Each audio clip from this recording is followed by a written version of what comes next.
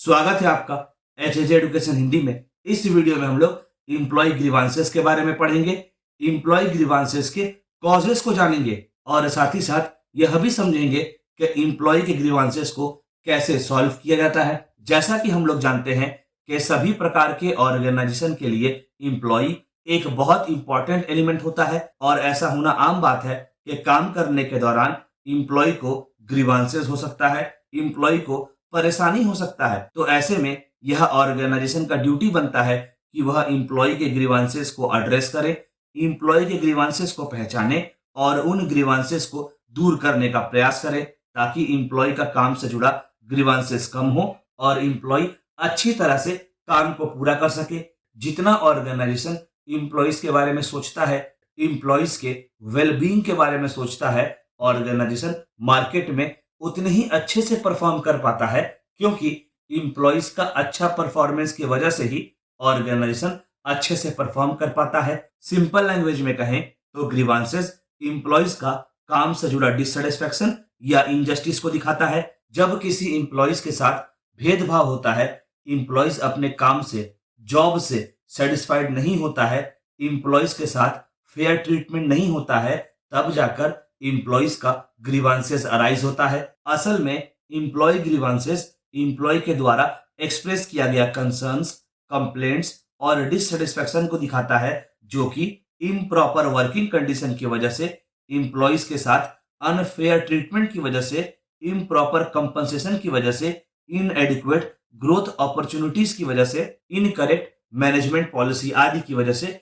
Arise होता है, उत्पन्न होता है। ऑर्गेनाइजेशन को इन ग्रीवांसेस को प्रॉपरली समझना चाहिए और प्रयास करना चाहिए कि इन ग्रीवांसेस को सॉल्व किया जा सके ताकि इम्प्लॉय अपने काम या जॉब से सेटिस्फाइड हो और साथ ही साथ ऑर्गेनाइजेशन में काम करने का पॉजिटिव एनवायरनमेंट क्रिएट हो और साथ ही साथ इम्प्लॉयज का प्रोडक्टिविटी भी इंप्रूव हो। लगभग सभी प्रकार के ऑर्गेनाइजेशन में इम्प्लॉयज से जुड़ा ग्रीवांसेस होता ही है। ऐसे सिचुएशन में ऑर्गेनाइजेशन को स्किलफुली एक्ट करते हुए इम्प्लॉय के ग्रीवांसेस को सॉल्व करना होता है। ऑर्गेनाइजेशन और ह्यूमन रिसोर्स मैनेजर को इम्प्लॉयज के ग्रीवांसेस के पीछे का कारण को समझना चाहिए और एफर्ट लगाना चाहिए और प्रयास करना चाहिए कि फ्यूचर में इम्प्लॉय ग्रीवांसेस अराइज ना हो। चलिए आगे बढ़ते हैं और इम्प्लॉय ग्रीवांसेस के कॉजेस को पढ़ते हैं। पहला, अनजस्ट कॉम्पनसेशन सिस्टम। अगर मेरिट, पोस्ट, जॉब और परफॉर्मेंस सेम होने के बाद भी इम्प्लॉयज को कंपनसेशन प्रोवाइड करने में भेदभाव किया जाता है, मतलब सैलरी, बोनस, प्रमोशन या बेनिफिट्स प्रोवाइड करने में ऑर्गेनाइजेशन इक्वालिटी मेंटेन नहीं करता है, तो ऐसे में इम्प्लॉय ग्रीवांसेस अराइज होता है और इम्प्लॉय के मन में डिससेटिस्फैक्शन का फीलिंग डेवलप होता है।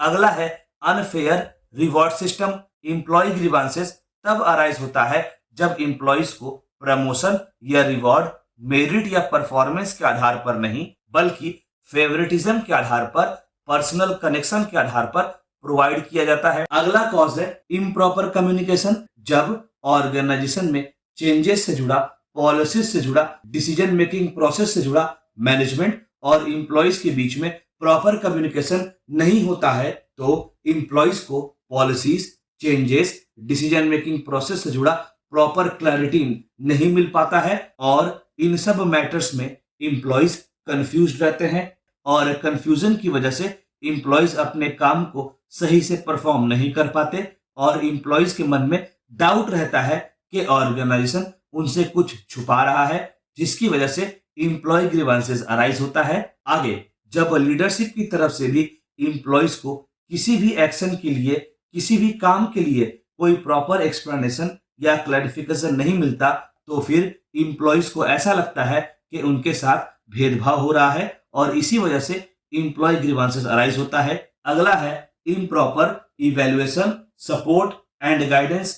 इम्प्लॉय के परफॉर्मेंस का इवैल्यूएशन परफॉर्म करते समय फेवरेटिज्म होता है, इवैल्यूएशन क्राइटेरिया में क्लैरिटी नहीं होता है, मतलब परफॉर्मेंस कैसे इवैल्यूएट किया गया, इवैल्यूएशन का क्राइटेरिया क्या है आदि, इसके बारे में प्रॉपर जानकारी नहीं होता है। इम्प्लॉय को जब काम से जुड़ा प्रॉपर गाइडेंस, मेंटोरिंग या फीडबैक नहीं मिलता है, तो ऐसे में इम्प्लॉय ग्रीवांसेस अराइज होता है और इम्प्लॉय अपने काम या पोस्ट से डिससेटिस्फाइड रहता है अगला, एक्स्ट्रा वर्कलोड। एम्प्लॉय को जब जरूरत से ज्यादा वर्कलोड दिया जाता है और उन्हें काम को कंप्लीट करने के लिए प्रॉपर टाइम नहीं दिया जाता है, तो फिर एम्प्लॉय को अपने काम को पूरा करने में परेशानी आती है और वे अपने work life balance properly maintain नहीं कर पाते हैं। तो इसकी वजह से एम्प्लॉय ग्रीवांसेस अराइज होता है। अगला, डिस्क्रिमिनेशन एंड इम्प्रॉपर ट्रीटमेंट। किसी किसी ऑर्गेनाइजेशन में एम्प्लॉयज के साथ जेंडर के बेसिस में, रेस के बेसिस में, एथनिसिटी के बेसिस में या किसी अन्य बेसिस में डिस्क्रिमिनेशन होता है, भेदभाव होता है। डिस्क्रिमिनेशन और प्रॉपर व्यवहार ना होने की वजह से एम्प्लॉय ग्रीवांसेस अराइज होता है। अगला है lack of growth and training opportunities. जब ऑर्गेनाइजेशन में एम्प्लॉयज के लिए प्रॉपर ग्रोथ अपॉर्चुनिटीज नहीं होता है, तो एम्प्लॉयज को ऐसा फील होता है कि उसका प्रोफेशनल लाइफ डेवलप नहीं कर रहा। जब एम्प्लॉय को प्रॉपर ट्रेनिंग नहीं मिलता है, तो फिर एम्प्लॉय को ऐसा लगता है कि ऑर्गेनाइजेशन उसके ग्रोथ पर ध्यान नहीं दे रहा। तो ऐसे सिचुएशंस में एम्प्लॉय ग्रीवांसेस अराइज होता है। अच्छा, ग्रीवांसेस को सॉल्व करने के लिए वर्क प्लेस में कुछ स्टेप्स को फॉलो किया जाता है। चलिए आगे बढ़ते हैं और एम्प्लॉय ग्रीवांसेस को सॉल्व करने के प्रोसीजर को जानते हैं। पहला स्टेप है फ्रेमिंग पॉलिसी। सबसे पहले एम्प्लॉय ग्रीवांसेस से जुड़ा पॉलिसी बनाया जाता है। पॉलिसी यह बताता है कि असल में ग्रीवांसेस किसे कहेंगे, एम्प्लॉयज अपना ग्रीवांसेस ऑर्गेनाइजेशन तक कैसे पहुंचाएंगे और ग्रीवांसेस को कौन सा व्यक्ति हैंडल करेगा और कैसे हैंडल करेगा। अगला स्टेप है फाइंडिंग म्यूचुअल सॉल्यूशन। इस स्टेप में एम्प्लॉयज को इनकरेज किया जाता है कि वे अपने लेवल पर ग्रीवांसेस का सॉल्यूशन को ढूंढे। कहने का मतलब हुआ, इस स्टेप में एम्प्लॉयज को एनकरेज किया जाता है कि वे अपने कलीग से, अपने सीनियर से मैटर को डिस्कस करें और प्रॉपर सॉल्यूशन निकालने का प्रयास करें।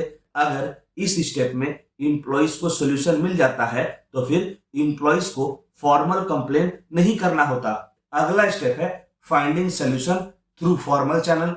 जरूरी नहीं है कि कलीग और सीनियर से डिस्कशन करने से ही एम्प्लॉयज के सारे ग्रीवांसेस का सॉल्यूशन मिल जाए। जब डिस्कशन के बाद भी सॉल्यूशन नहीं मिलता है, तो फिर एम्प्लॉयज फॉर्मल चैनल को यूज करते हैं और अपने ऑर्गेनाइजेशन के ग्रीवांसेस सेल में ग्रीवांसेस से जुड़ा कंप्लेन करते हैं। अच्छा, यहाँ पर एक बात कहना जरूरी हो जाता है कि एम्प्लॉयज को यह प्रॉपरली बताया जाना चाहिए कि कंप्लेन कैसे फाइल करना है, कंप्लेन फाइल करने के लिए कौन कौन सा डॉक्यूमेंट रिक्वायर्ड होता है, ग्रीवांसेस को एड्रेस करने का और सॉल्व करने का अथॉरिटी किस व्यक्ति के पास है, आदि। अगला स्टेप है इन्वेस्टिगेशन एंड एविडेंस।